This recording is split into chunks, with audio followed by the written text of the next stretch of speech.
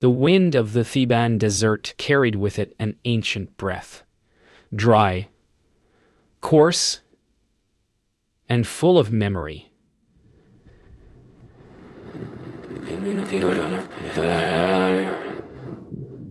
The convoy of explorers crept along the ochre dunes, their silhouettes swallowed by heat mirage. Howard Carter stood at the head, his gaze fixed on the limestone cliffs that hid the tombs of forgotten kings. He felt both chosen and cursed.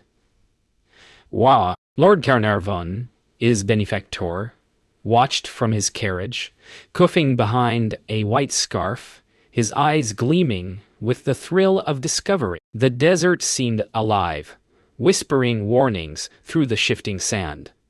Somewhere beneath their boots, an ancient name stirred, a promise and a threat entwined. The Valley of the Kings waited, patient and unblinking, for the living to trespass upon the realm of the dead. Night descend like a curtain of velvet upon the encampment.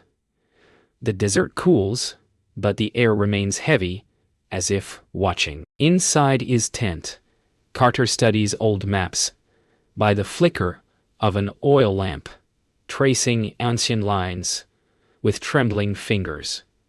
Rashid enters silently, holding a papyrus fragment found near the excavation site. The words, half erased by time, warn that the sand will reclaim the blood of the profane. Carter laughs it off, yet something in his gaze betrays unease. Beyond the canvas walls, a jackal cries, the sound long, hollow, and too human. For the first time, Carter feels that the desert is not merely earth and wind, but a living witness. At dawn, a strange silence spreads over the camp. Not peace, but the hush of expectation. The workers refuse to dig, whispering among themselves of curses and omens. Carter, frustrated, demands sirs. But their foreman points toward a symbol carved into the newly exposed rock, face a serpent biting its own tail. A shed beside hieroglyph spelling. Who opens the mouth of the king will never close his own. Rashid steps forward, voice trembling as he translates. The air grows heavier, the wind colder. Even Carter, the skeptic, feels the unseen gaze of something ancient pressing upon him. 3 days later, the pickaxes strike something solid.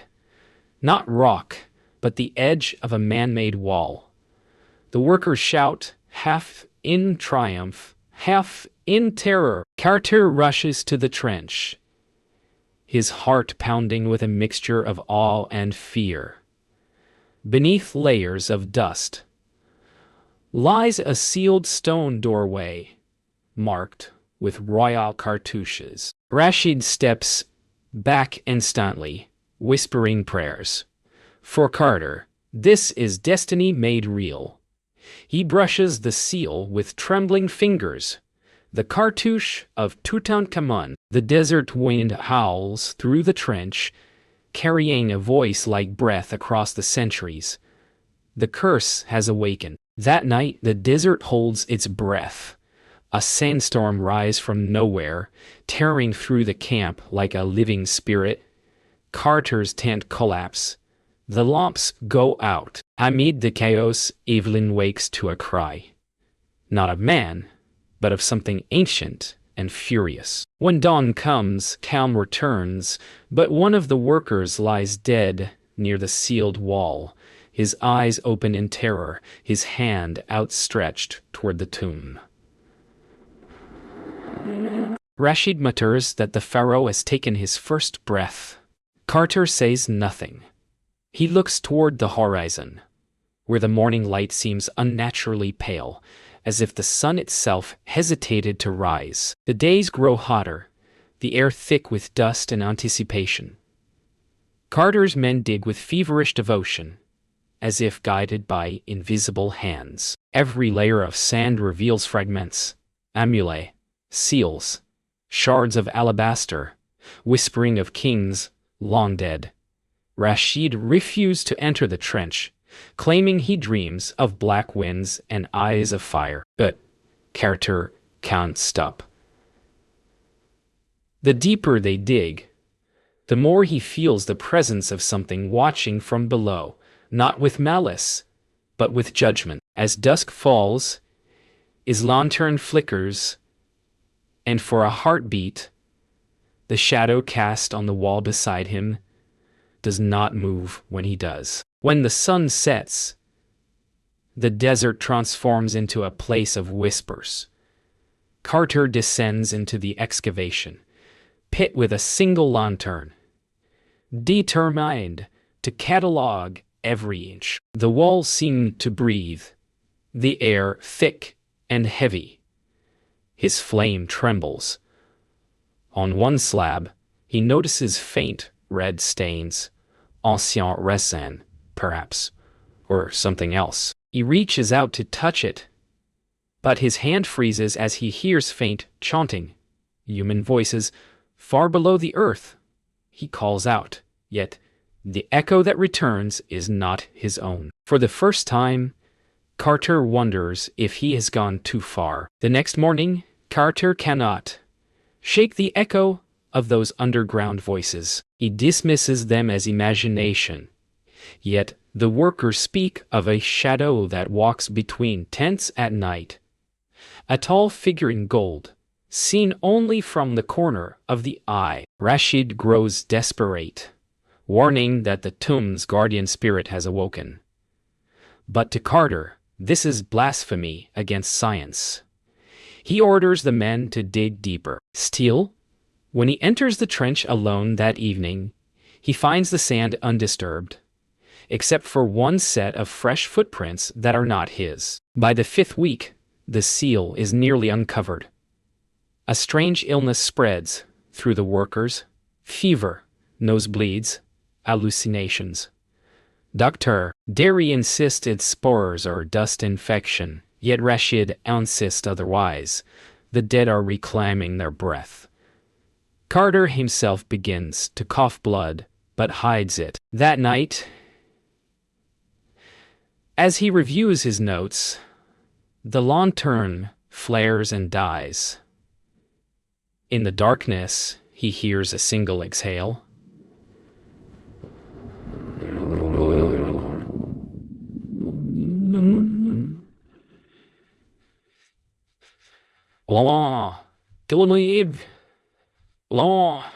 When he relights the lamp, his journal lies open on a new page. On it, scrawled in red dust, "You have been warned." At dawn, Carter stands alone before the sealed doorway. His men refuse to approach. Rashid begs him to stop, falling to his knees. But Carter raises his chisel. One strike, then another. The ancient plaster cracks, releasing a breath of air that has slept for 3 millennia. A faint sigh escapes the tomb, like the final breath of a dying god. Carter lowers his tool, eyes wide, whispering the words that will echo through history. Eyes. Wonderful things. And behind him, unseen, a shadow stirs, answering his awe with ancient wrath. The blow that changed history was not thunderous. It was a whisper of stone surrendering. When Carter pried open the seal, a rush of hot, stale air swept through the trench like the exhale of a buried soul. The men froze. Karen leaned forward, trembling with wonder, as Carter peered into the darkness. His lamp flickered, revealing flashes of gold, statues, chariots, and the silent gaze of gods. Then came the smell sweet, ancien, and wrong. For a moment, Carter thought he heard a voice, distant, equine, almost grateful. But when he blinked, the sound was gone and the desert was silent again. Inside the burial chamber, time stood still. Every object lay where ancient hands had left it: chariots, statues, vase, filled with dried lotus petals. Dust floated in the lamplight like spirits awakened. Carter whispered, "I see wonderful things." Yet the deeper they ventured, the colder the air became. Their lamps flickered, though no wind could be felt. On the wall, a mural depicted the young pharaoh greeting the god Anubis. But in the painted eyes of the jackal, Carter swore he saw something move, a trick of light, perhaps, or a warning painted in eternity. Days later, Carnarvon woke in agony, fever, bile, the smell of decay. His dog howled in England at that same hour. Doctors called it infection, yet Rashid whispered, "The king breathes again." As the fever consumed him, Carnarvon claimed to see a boy in gold standing at his bedside. Carter refused to believe it. But when Carnarvon died, the lights across Cairo flickered and went out. The press called it coincidence. Rashid called it vengeance. Carter simply stared at his blood-stained gloves, wondering what price he had truly paid to touch eternity. The death of Carnarvon spread like wildfire. Newspapers screamed of curses and pharaoh vengeance. Tourists fled, priests chanted, and Egypt turned its weary eyes to the foreigners who had disturbed the dead. Carter, exhausted and defiant, returned to the valley. Yet the desert no longer welcomed him. Sandstorms rose without warning, tore themselves apart, and whispers filled the night. Rashid begged him to leave, to let the tomb rest. But Carter refused. "History," he said, "does not believe in curses." Rashid only looked at him sadly. "No," he replied. "But curse believe in history." When the last artifact was sealed, and the tomb's door closed once more, silence returned. Carter stood alone, feeling nothing of triumph. His journals spoke of science, but his eyes betrayed something deeper: fear. Rashid left for Cairo, swearing never to return. Carter lingered, staring at the golden seal they had broken and restored. Somewhere behind the stone, a whisper rose, faint as breath through sand.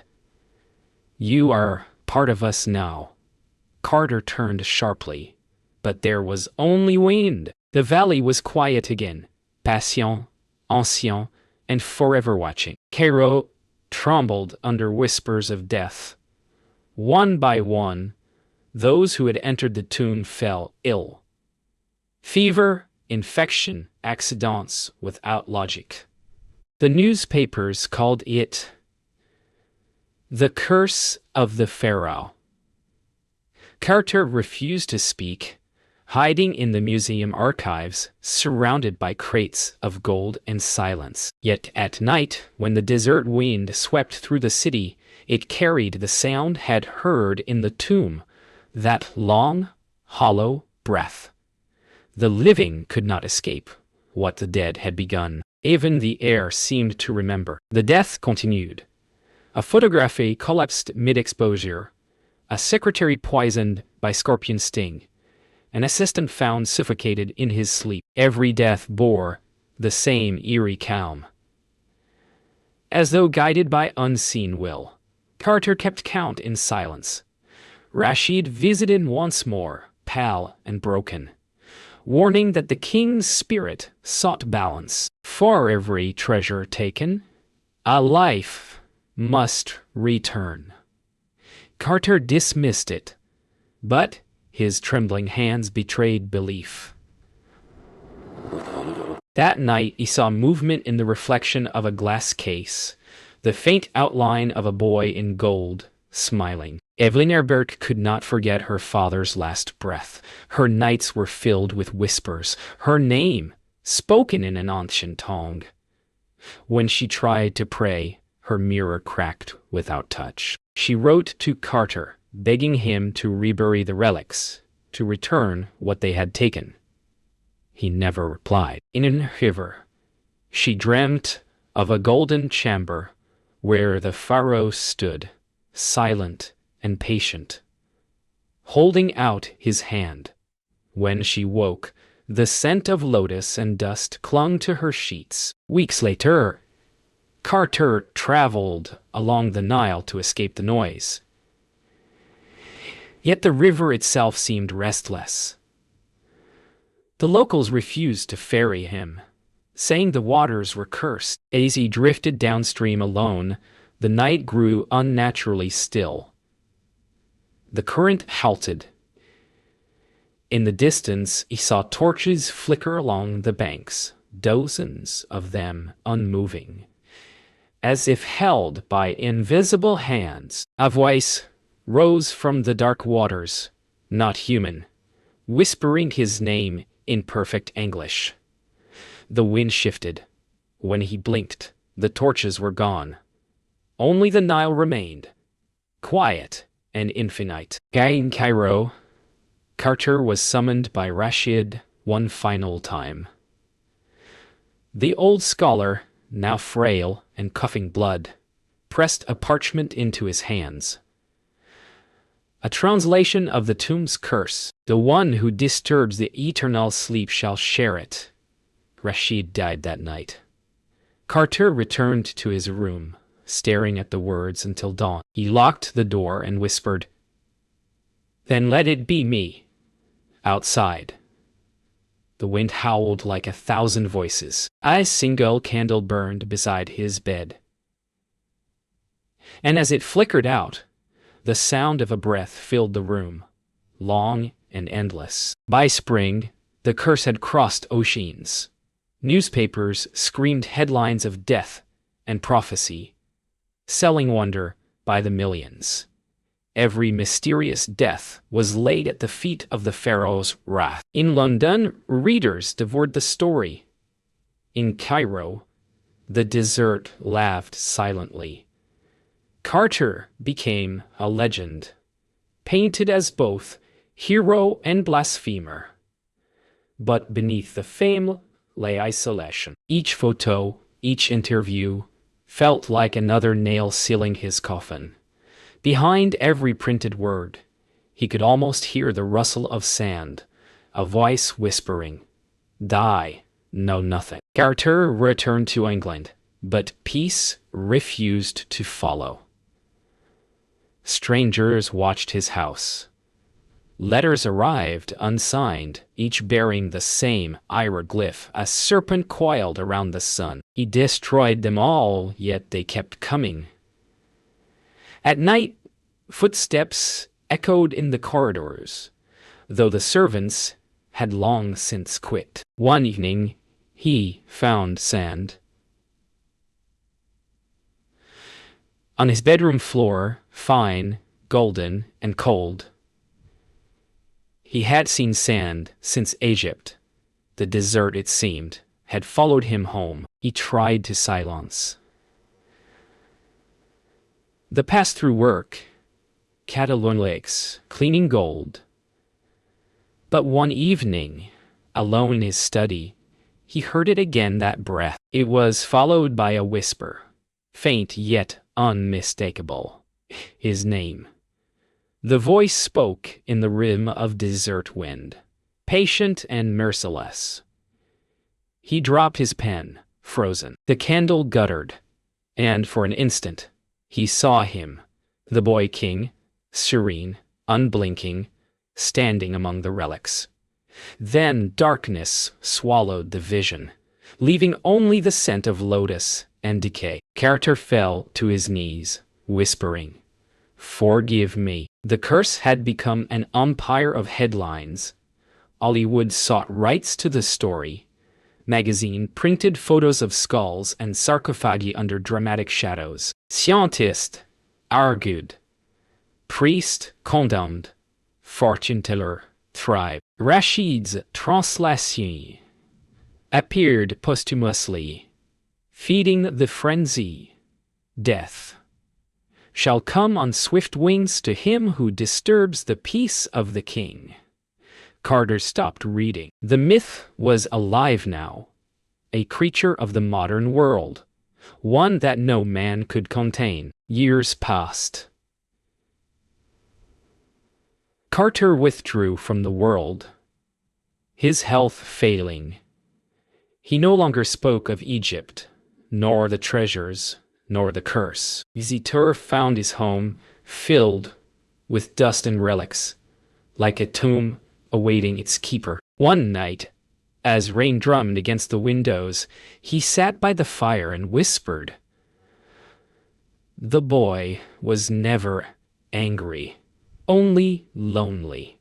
The flame dimmed, then flared once, and went out. When they found him days later, his face was calm, as though he had finally joined the silence he had disturbed. Half a century after the tomb's discovery, the relics of Tutankhamun gleamed beneath museum lights in Cairo. Tourists came and went, whispering reverently before the golden mask. Yet guards spoke of strange drafts that moved against closed doors, of whispers echoing through the galleries, long after midnight. The curator, Dr. Nabil, dismissed it all, until one evening, the security cameras recorded a brief, impossible thing. The mask's eyes seemed to close, then open again. And the following morning, the night watchman was found lifeless at his post, a look of awe frozen on his face. The news spread quietly at first.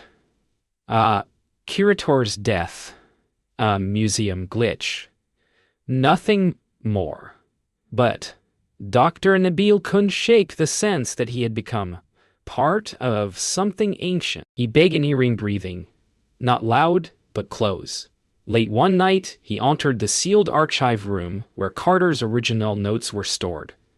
The air inside was dry and still. When he opened the first journal, a gust of hot wind burst out, scattering the pages. In the dark corner of the room, someone whispered in English, "You shouldn't have come." Far away in London, Clara Carter, Howard's granddaughter, had spent her life denying the legend. A historian, not a dreamer, she sought to restore her family's name. Yet as the centenary of the tomb's discovery approached, her nights grew uneasy. She dreamed of sandstorms inside glass halls, of a boy with golden skin whispering her name. When she awoke, she found grains of desert sand scattered across her pillow, and the scent of lotus thick in the air. Driven by curiosity and dread, Clara traveled to Cairo to study her grandfather's journals. In the museum's basement, Dr.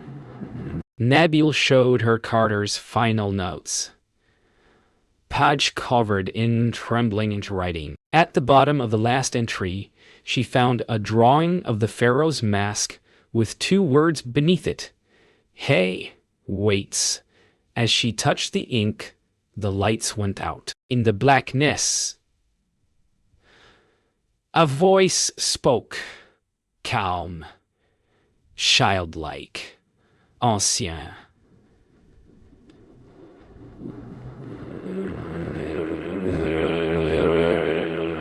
Never close. That night, the sky above Cairo turned the color of blood.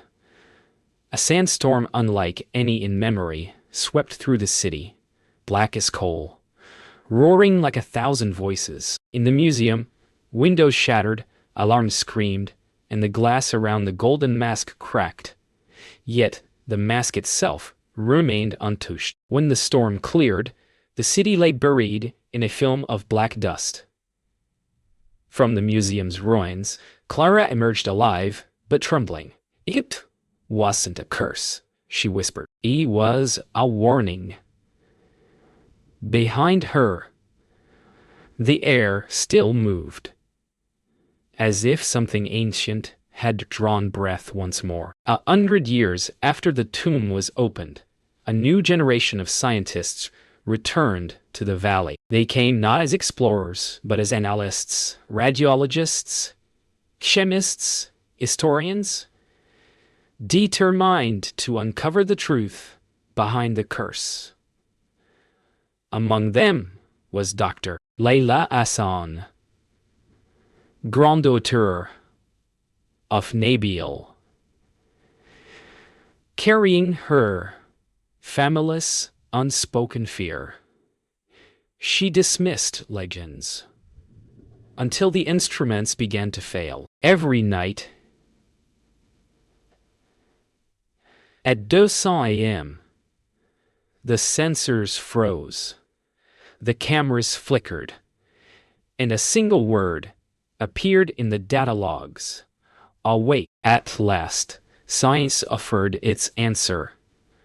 Within the ancient walls, microbiologists detected toxic spores, Aspergillus flavus, capable of infecting lungs, skin, and blood. It explained the fever, the boils, the swift death.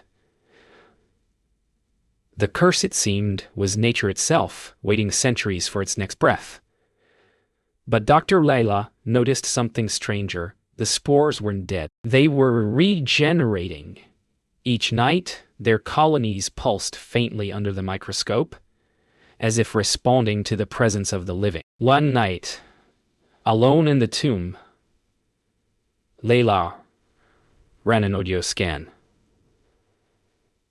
to capture low-frequency vibrations.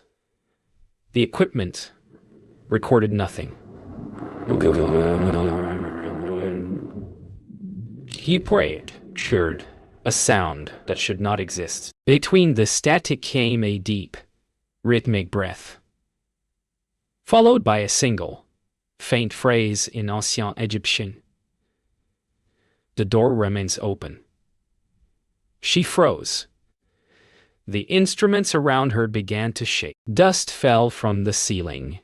The tomb's silence broke into a living hum, like a sleeping giant stirring beneath stone. The next morning, the tomb was found empty. The instruments overturned, Leila gone. Only her recorder remained, still running. The playback revealed her final words: "It's not a curse. It's a sage. And it's waiting for us to listen." Then came a single sound, a breath long and steady, followed by silence. Outside, a wind rose from nowhere, sweeping through the valley, carrying with it the scent of lotus and dust. The archaeologists looked up, and for the first time, swore they saw movement within the shadows of the cliffs. Years later, the recordings resurfaced. Scientists argued, believers prayed, and the mystery endured. But the truth had already been written in silence. That the so-called curse was never vengeance. It was memory. The pharaoh's breath was not meant to punish, but to remind. Time buries bodies, not echoes. As the desert winds shift endlessly across the Valley of the Kings, they still carry that eternal whisper, the voice of a civilization that never truly died, murmuring to those who dare to listen, we're here, we remain.